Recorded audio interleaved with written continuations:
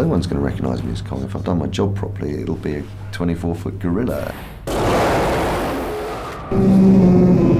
When King Kong first clambered to the top of the Empire States Building back in the 1930s, he was little more than an 18-inch high animated model. By the 70s, Kong was breaching New York's Twin Towers through a lavish mix of costume and makeup effects and newfangled animatronics. Now, for the first time, the world's most famous gorilla has become a fully fleshed character, thanks to the development of motion capture technology and to the performance skills of Andy Serkis, who plays the title role in the latest version of King Kong. But what's got people talking is the exact nature of this CGI-assisted performance. Is it acting or just computerized monkeying around? I can't take credit entirely for what Kong looks like on screen. That would be crazy. But the way that Kong is, who he is, the heart and the soul of the character, and the emotional content of the character is pure acting in the purest sense. Must have the precious. Serkis, who had an established reputation as a character actor, set a precedent for this groundbreaking form of digital acting with his role as Gollum in Lord of the Rings, in which he provided the voice, movements and personality for a computer-generated character. Where would you be without me? Ellen, I saved us. He's built upon the skills learned while playing Gollum to inhabit his new role as King Kong.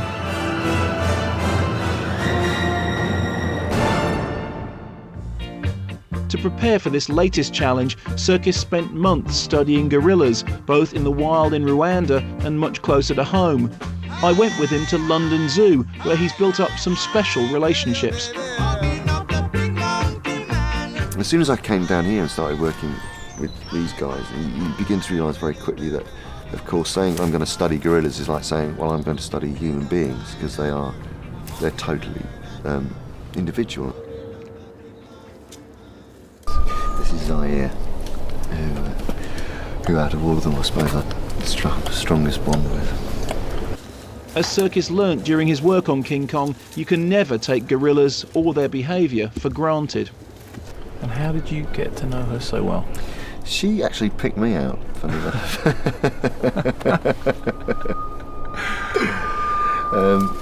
It was on the other side, actually, through the glass, through the.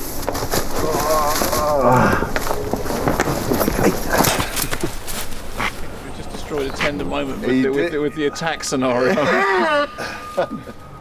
So from an actor's point of view, when you're spending time with Zaya, for example, how are you reading her movements? How are you learning to reproduce them yourself? It's just looking for sort of personality and as well as physicality, the way they carry themselves, the way they, the way she's now, averting her gaze, the way she's kind of standing sideways onto us.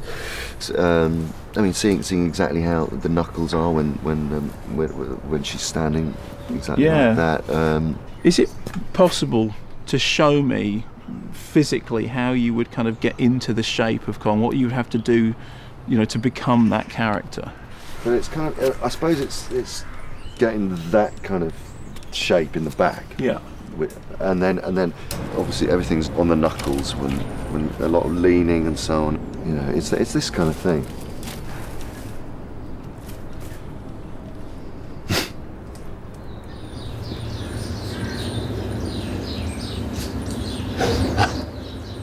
That is fantastic.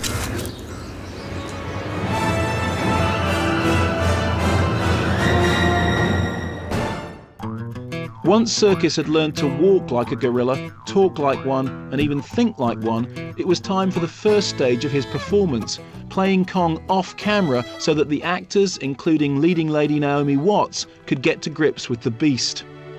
With Kong, there was no point in shooting me next to Naomi because we're obviously hugely, there's a huge scale difference. I was raised up on podiums and cranes and scissor lifts so that the camera could be the right eyeline height and I could be just behind the camera. It was still very intimate and Naomi could reach past and and stroke my face and still have, we played it as if it were a human relationship in a sense. The things that helped us on set were the fact that I was in this gorilla suit. You know, I had big weights strapped to my forearms and a kind of harness with weights on, so that every time I moved my arm, it was like a wrecking ball.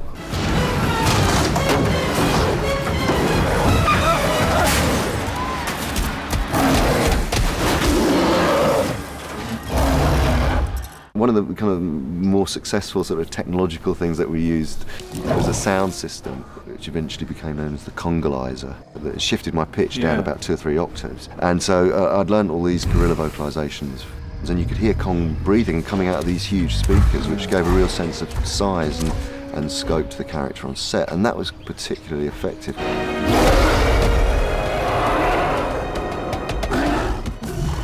One of the most commonly used signals between a group of gorillas is called a belch vocalization, and it sort of says from one gorilla to another, "I'm okay, are you all right?"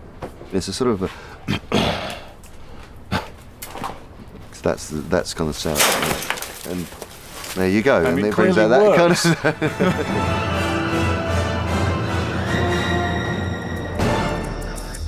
The second stage of the performance was perhaps the most mechanical and yet, ironically, also the most creative. Wired up in a high-tech suit in the cage-like environment of a motion or performance capture studio, Serkis felt the true character of Kong come to life. If you can imagine me with this suit on, and on screen I would be able to see an image of Kong, a grey-shaded CG image. So in effect, what I'm doing is puppeteering a CG image of my movements. For this, Serkis wore a complex matrix of sensors and reflectors, which were mapped by cameras and computers to track the subtle nuances of King Kong's every movement and expression. Gorillas carry a lot of their emotional expression in their eyes, and actually got quite passive faces. And facial markers can actually track eye movements, and because they're placed all along the eyelids.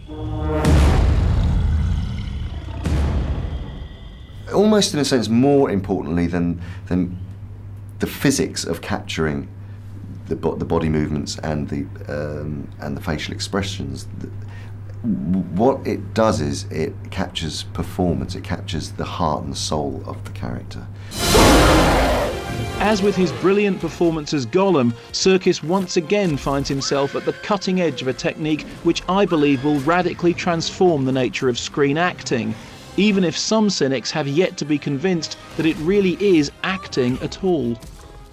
What I enjoy about acting, and what bringing characters like Gollum and Kong, or helping bring characters like Kong and Gollum to life, is the infusion of a spirit into a body, into a being, and allowing that to speak. It's a fantastic way of working, and I think, you know, for actors, I think it's quite an exciting time.